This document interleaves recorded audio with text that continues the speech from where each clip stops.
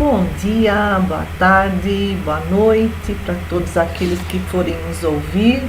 Estamos aqui no canal Família Gedem, do grupo de estudos espírita, Dr. Eduardo Monteiro. Hoje nós vamos falar sobre relacionamentos familiares em época de isolamento social. Mas antes vamos fazer uma prece, pedir a Deus e a Jesus que nos ampare e nos abençoe a todos, nós e nossos familiares, que cada lar do mundo inteiro possa ser socorrido, amparado, que tenhamos muita serenidade, confiança em Deus, muita coragem para passar por esses momentos de muito aprendizado. Que a equipe amiga do Gedem, o Dr. Eduardo Monteiro, o irmão José, Maria Dolores, eles possam estar sempre conosco, nos amparando. Estamos nesse momento de pandemia, o coronavírus trazendo mudanças no mundo todo.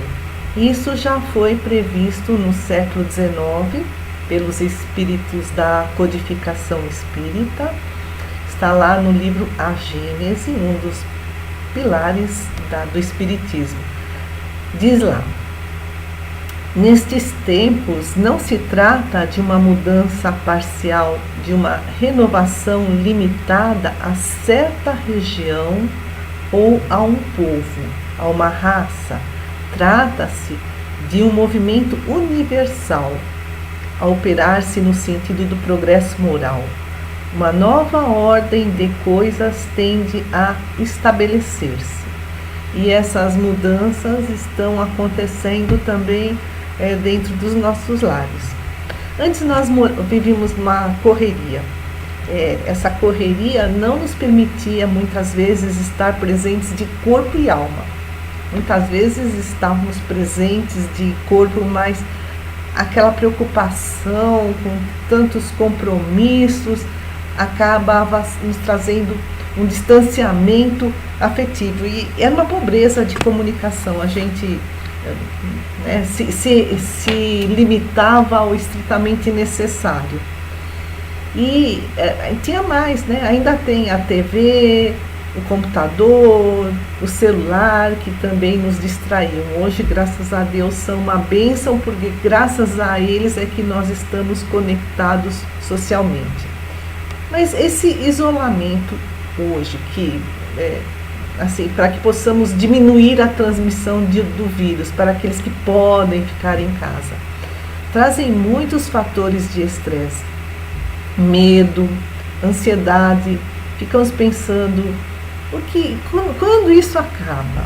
O que vai ser de mim, de nós no futuro, do nosso país, do nosso planeta?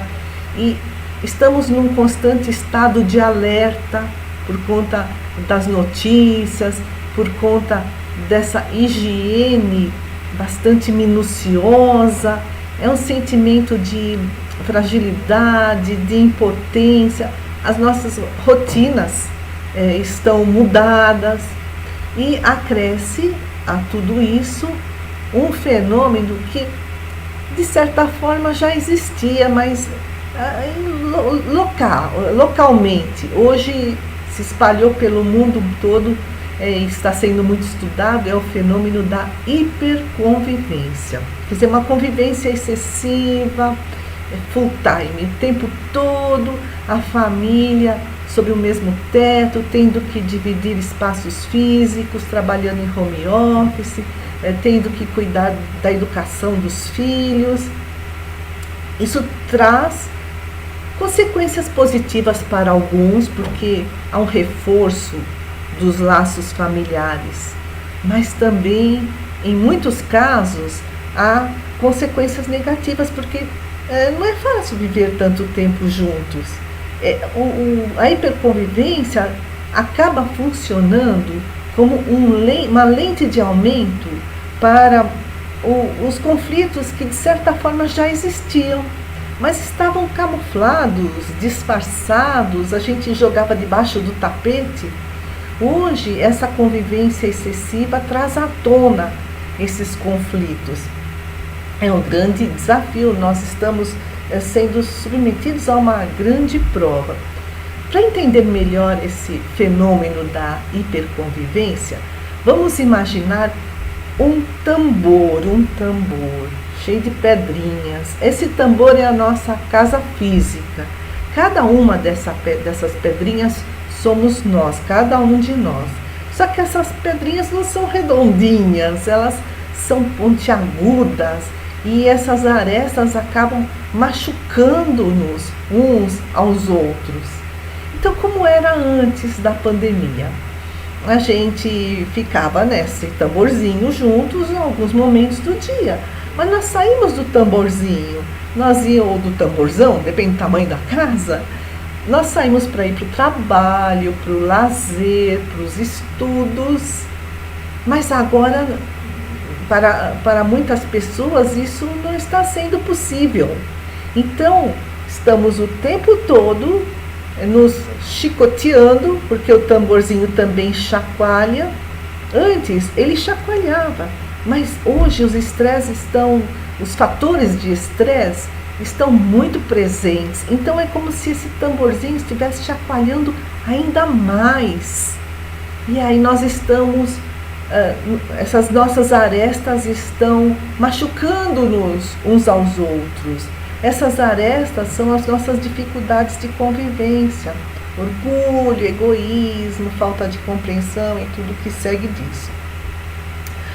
É uma grande oportunidade de aprendizado e de evolução, porque Emmanuel, mentor do Chico Xavier, no livro Pão Nosso, no capítulo 17, chamado Em Família, ele escreve: a luta em família é problema fundamental da redenção do homem na Terra.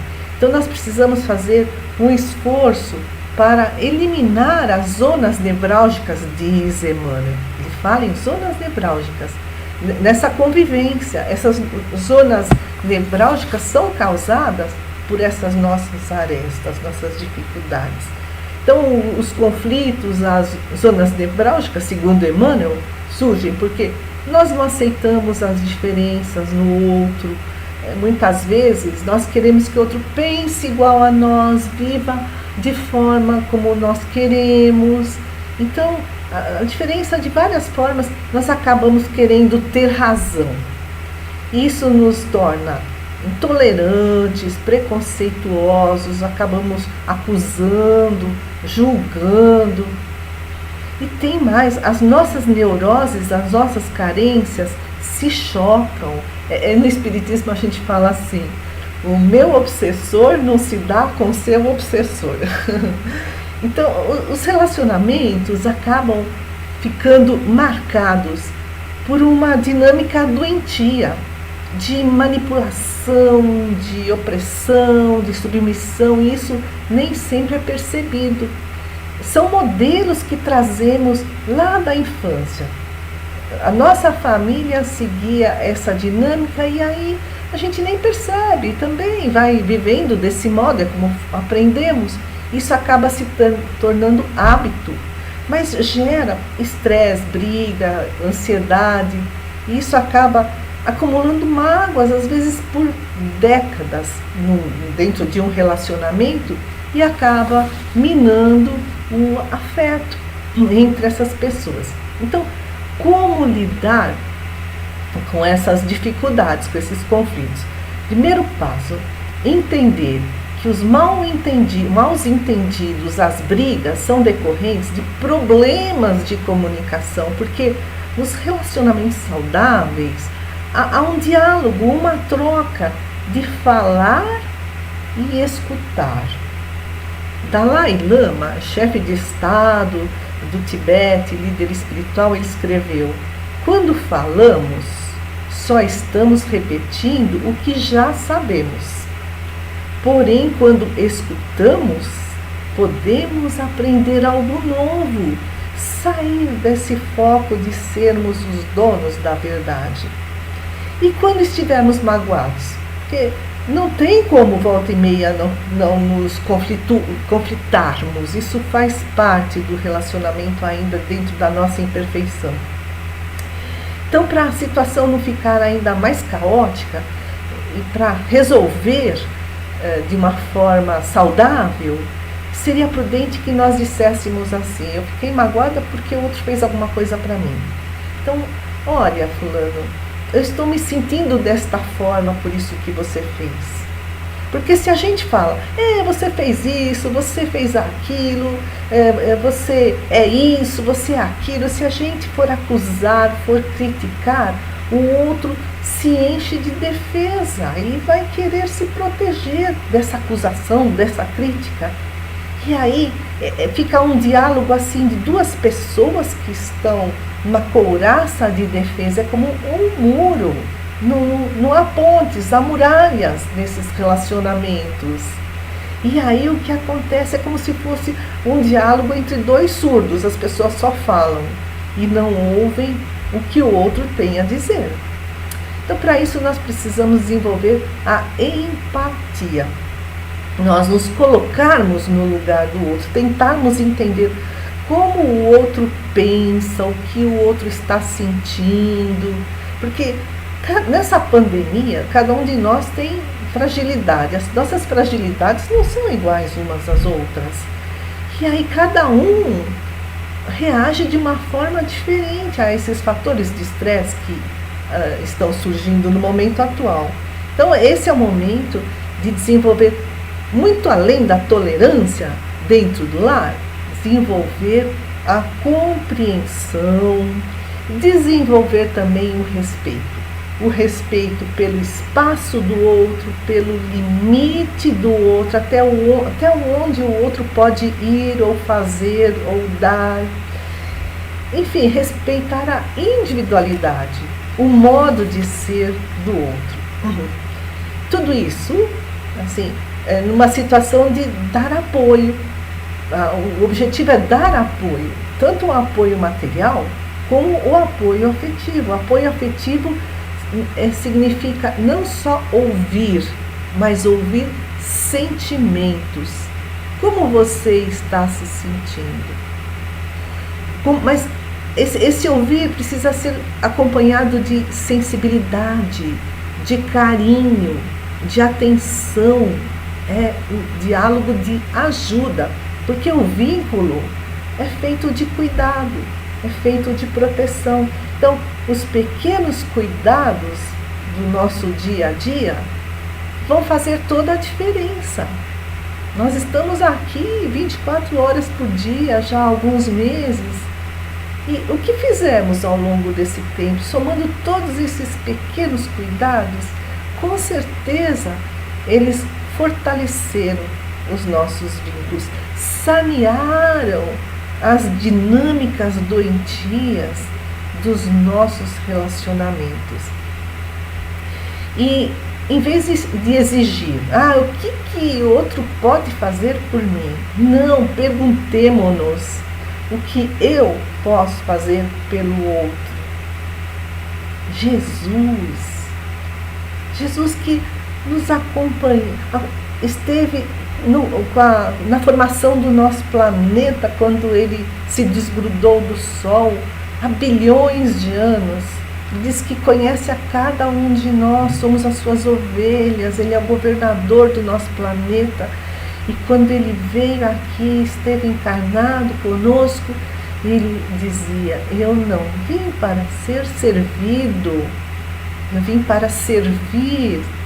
E é o nosso modelo, mestre, guia, procuremos aprender com ele.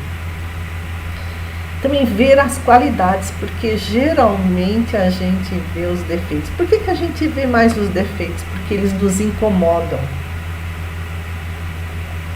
Nos incomodam porque são choques de carências. Aquilo que me incomoda no outro é aquilo que eu preciso trabalhar em mim. Então o outro acaba também sendo um grande professor para o meu aperfeiçoamento espiritual. Ser gentil, que, convenhamos, full time, com tantas preocupações, a gente acaba ficando muito estressado. Mas é muito importante que nós estejamos atentos a ser gentis. Porque quando a gente se encontra com os amigos, a gente consegue ser gentil. Mas é uma situação assim prazerosa, de lazer. A gente se encontra de vez em quando com os amigos. Mas dentro do lar, nessa situação de hiperconvivência, não é fácil ser gentil. Lembra da história do tamborzinho? Nossas arestas estão se chocando. Mas vale a pena nós pararmos para prestar atenção no que estamos fazendo, no que estamos falando, de que forma podemos ajudar o outro, porque é essa situação que se nos apresenta. Essa é a oportunidade de transformar o nosso coração num coração de regeneração. Estar atento, então, estarmos atentos para não perder nenhuma oportunidade de aproximação afetiva. Porque essas oportunidades, elas não estarão presentes, disponíveis aí ad infinitum. Não, então, perceber essa oportunidade, agarrá-la e fazer o melhor com o que a vida está nos apresentando, de forma a reinventar os nossos relacionamentos. Lembra que a gente ficava naquele hábito de automatismo, de afastamento afetivo, ou de dinâmicas doentias que imitamos da infância, de opressão, submissão. Então, é o momento de reinventar os nossos relacionamentos para que possamos fortalecer os nossos vínculos, para que essas consequências sejam positivas, como alguns estão dando seu testemunho. Nossa, a gente vê na internet, algumas entrevistas, eu não tinha tempo para o meu marido, para minha esposa, eu não tinha tempo de acompanhar os meus filhos na escola, eu não tinha tempo de brincar com os meus filhos, agora está tão bom, a gente está se conhecendo melhor, a gente está se amando mais. Há muitas pessoas que estão nessa situação de muita positividade. Agora, uma coisa muito importante, a forma como nós convivemos com o outro depende da forma como nós convivemos conosco. Aí está a importância do autoconhecimento. Autoconhecer-se é fundamental para que possamos adquirir equilíbrio bio, psico, sócio, espiritual. Para que estejamos bem conosco, para que nos relacionemos bem com o outro e para que tudo isso reflita na nossa saúde física e mental. Então, esse autoconhecimento envolve respeitar os nossos próprios limites, conhecer, respeitar quais são nossos limites, nossas fraquezas, como trabalhá-las. E aí, diante dessas limitações, sermos assertivos. Assertivo é sim, sim, não, não, como nos disse Paulo de Tarso. Assertividade é respeitar os nossos próprios interesses, os nossos próprios limites, as nossas carências, mas sem desrespeitar os limites, carências e interesses do outro. Quando nós somos submissos, nós não estamos sendo assertivos. Eu faço o que o outro quer, eu quero agradar o outro para poder ser amado, aceito, valorizado, mas eu esqueço de mim, muitas vezes até abuso de mim. Agora, no extremo oposto está a agressividade, a violência, a intransigência, o autoritarismo, Então, não, você tem que fazer desse jeito, não importa como você pensa, não importa o que você quer, o que importa é o que eu quero. São dois extremos que nos trazem relacionamentos doentios. Então, a assertividade é o caminho do meio, é o equilíbrio, nem ser submisso, né, nem ser agressivo. É difícil, falar é tão fácil, é muito difícil colocar isso na prática, mas é questão de prestar atenção em nós, no outro e treinar.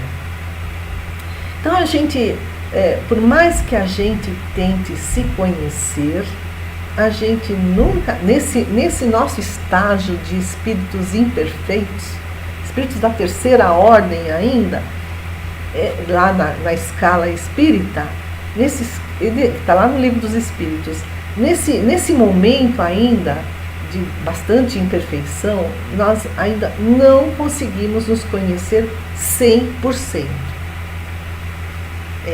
Estamos tentando, vai demorar muito tempo, muitas encarnações, quiçá milênios. Olha como a gente não se conhece. A gente fala assim, olha, se um dia eu for assaltado, ou se o chefe brigar comigo, eu não vou reagir, não vou revidar. E chega numa situação assim de ameaça, nós acabamos revidando, correndo até risco de perder o emprego, ou até de levarmos um tiro no assalto. E a gente fala assim, nossa, eu não sei como eu pude reagir daquela forma, foi sem pensar, aquilo veio à tona, assim.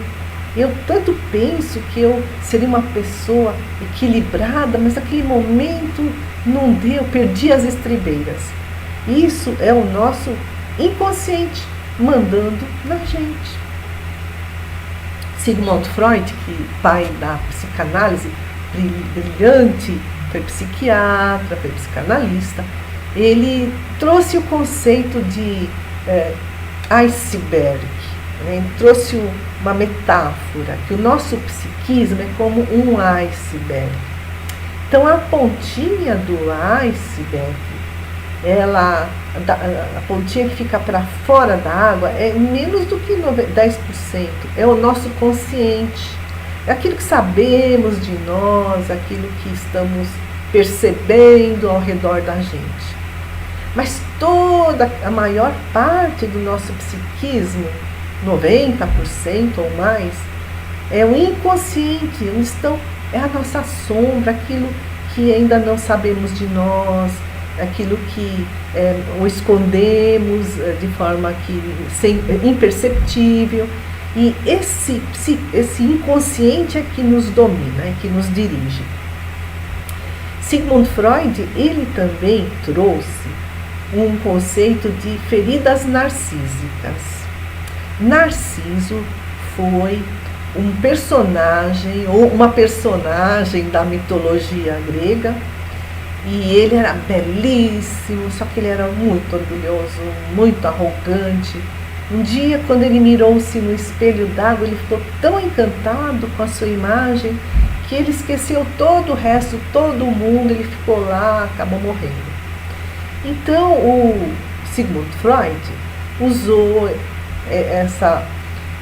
essa ideia de Narciso para falar do narcisismo, aquele que só olha para si, para o próprio umbigo, não se importa com os outros.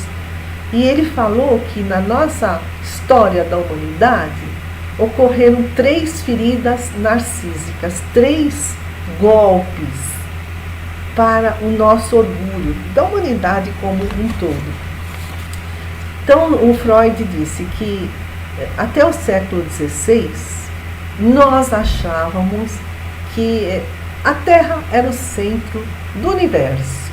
Nós somos especiais. As estrelas foram feitas para o nosso deleite, o Sol, a Lua, tudo foi feito em função do homem. Mas aí no século XVI, Nicolau Copérnico ele descobriu que a Terra gira ao redor do Sol. A Terra não é o centro do universo. Foi a primeira ferida narcísica para quebrar nosso orgulho, né? Achando que somos os tais. Daí, no século XIX, surgiu a segunda ferida narcísica, porque até então, nós, a humanidade, achávamos que fomos criados de uma forma especial. Deus criou Adão e Eva, lindos, bonitos, lá no jardim do Éden, e nós somos filhos, assim, né? Com esse corpo, os jovens são belos. E aí, Charles Darwin, ele fez uma viagem durante 5 anos pelo mundo todo, no Beagle, é um barco Beagle, coletou muitas amostras e acabou descobrindo, não existe uma evolução das espécies. Nós viemos dos seres unicelulares. O homem e o macaco já tiveram o mesmo ancestral. Então, no século XIX, a teoria da evolução das espécies nos mostrou que nós não somos esses seres especiais.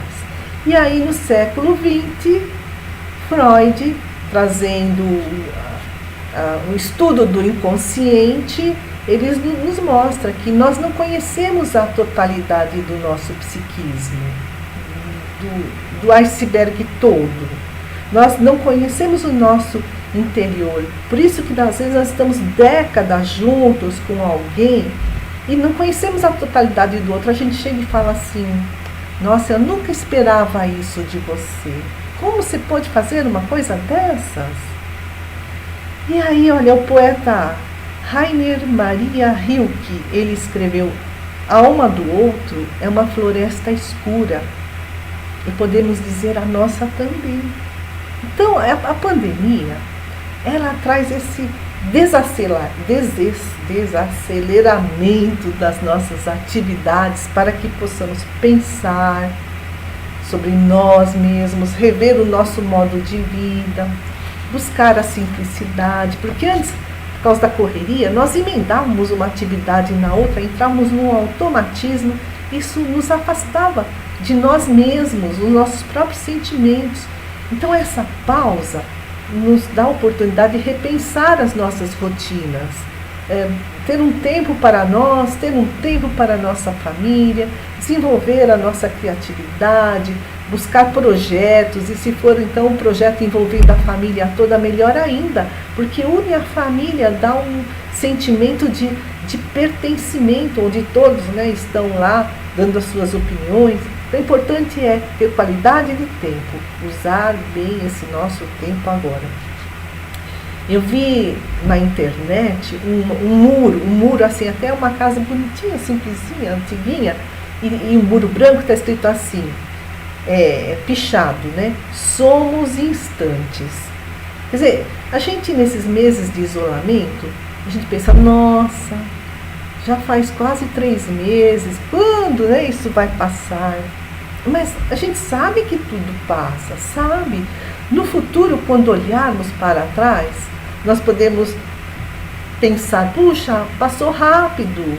E como é que aproveitamos essas oportunidades? O que aprendemos é muito importante aproveitar esse momento atual. Afinal, um recomeço nos espera. Então eu gostaria de pedir a todos que se inscrevessem no nosso canal Família GEDEM. Nós já estamos com 1000 inscritos. Se vocês puderem divulgar para os seus amigos, familiares, vai nos ajudar muito. Então nós vamos agradecer a Deus, a Jesus, por todos os ensinamentos que temos